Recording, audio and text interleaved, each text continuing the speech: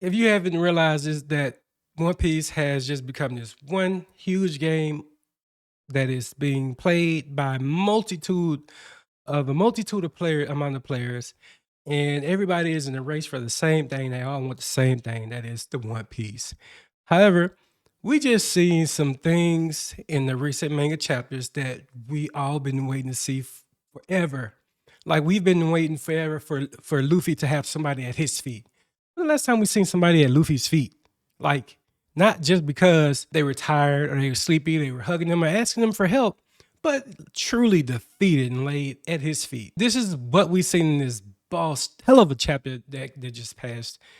And now we all know that there are a lot other players in this game that we simply still don't know about. Oda is bringing out them chess moves.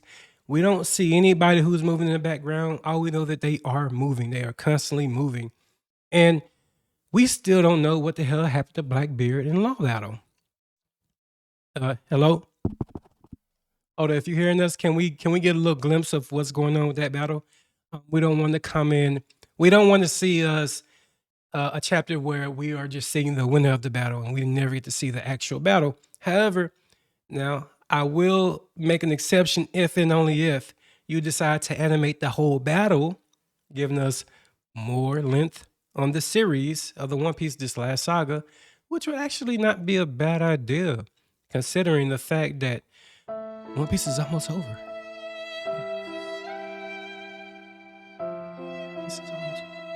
But as I was saying, we saw him flex his Yonko muscles right at the end of Wano when he told them he was going to be the protector of the whole entire country of Wano. He said, hey, here's my flag. Y'all mess with Wano, y'all mess with the Straw Hat Pirates. So this is just something that builds on the fact that Luffy is now a Yonko and he's entered this last saga with that in mind. I am a Yonko.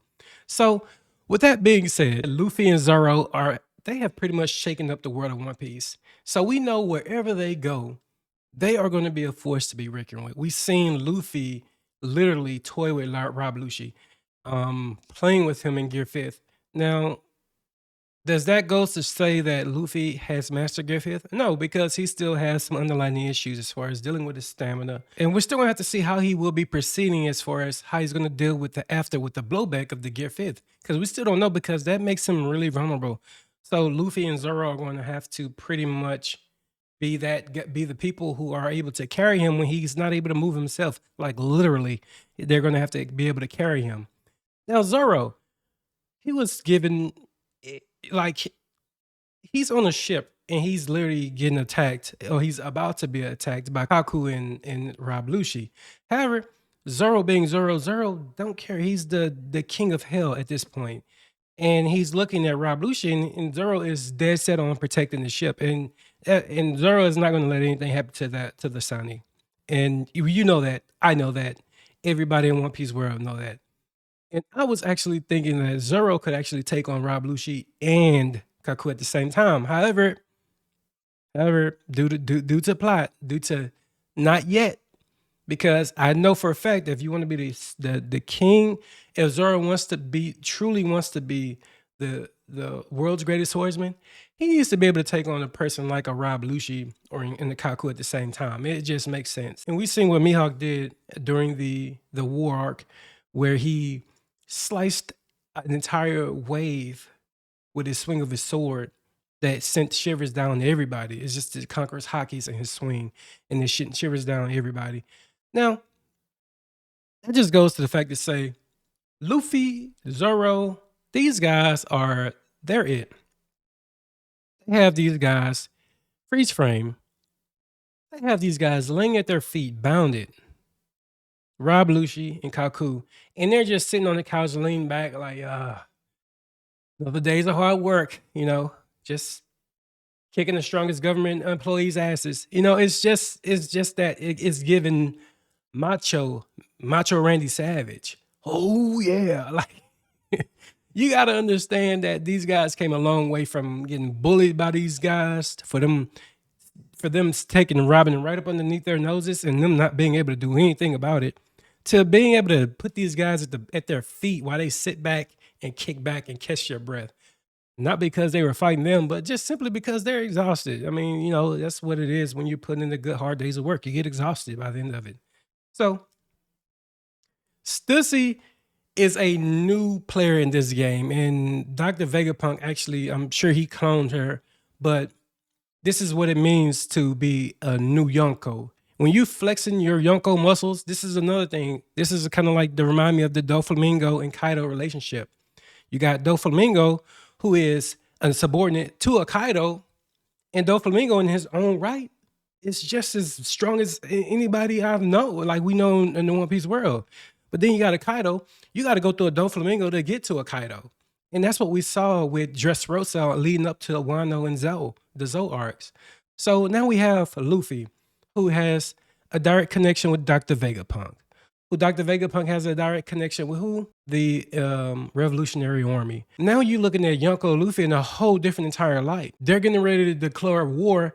As I said, there's going to be something where either Luffy was going to declare war unintentionally against the government, or something like this was going to be in plan. So now that Dr. Vegapunk, who the government wanted assassinated, is pretty much about to make his way out of town with another Yonko, what other choices do the government have? They got the world's greatest scientists on your team, and you're a Yonko. So what choice do the government have? They wanted to get rid of Dr. Vegapunk, but now you have him. So the world government has no other choice but to send everything they have at you relentlessly. So the war is going to be brought to the Straw Hats, not the other way around, because I thought the Straw Hats would bring the war to the government, but it's going to be the other way around. So you're going to be seeing the Navy set sail, fleet after fleet, admiral after admiral, vice admiral after vice admiral, and they're going to go and try to take care of Luffy, Yonko Luffy, and kill Dr. Vegapunk while they're out.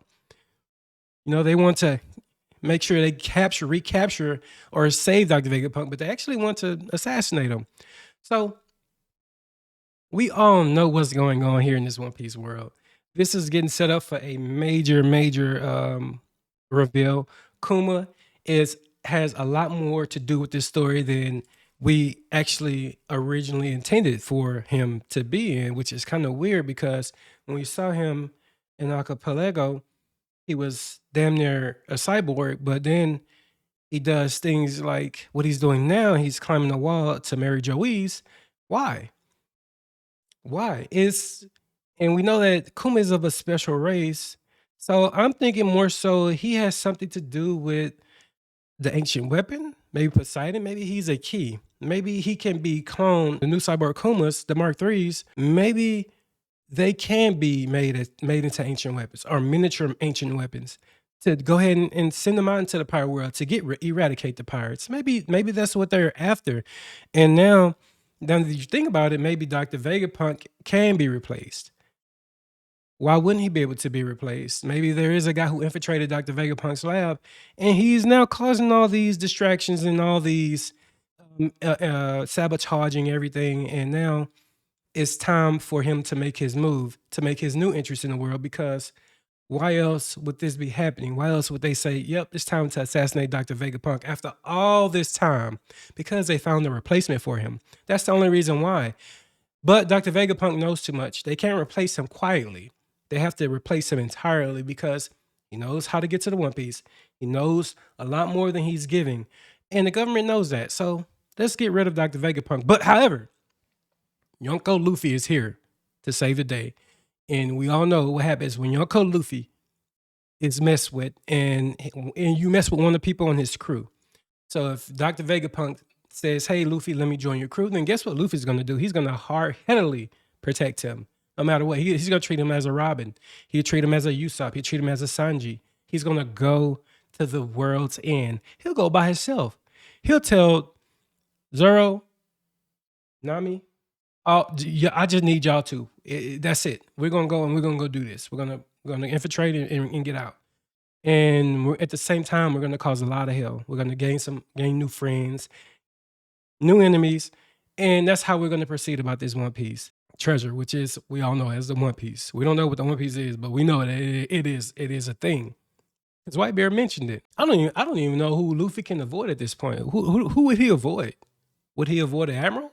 Shanks? He wants to meet Shanks again. The Gorosei? No, he's a bunch of old man. These guys are ancient. They can't do anything. You might as well. He better off fighting Raleigh. Who should Luffy avoid? Who would he even care to avoid at this point? Now that he has access to Gear 5th and Awakened Zone Fruit. You know, you never know. However, everything else is free game and it should be treated as such. Oda knows this. So this is going to be, as it picks up, this is going to get real interesting, and I would definitely love to see how this plays out in the end.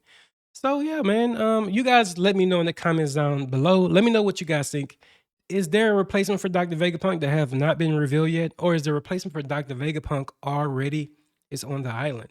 And he's going around sabotaging, doing the government's bidding, and we don't even know it. Because there is a mole inside of Egg Island.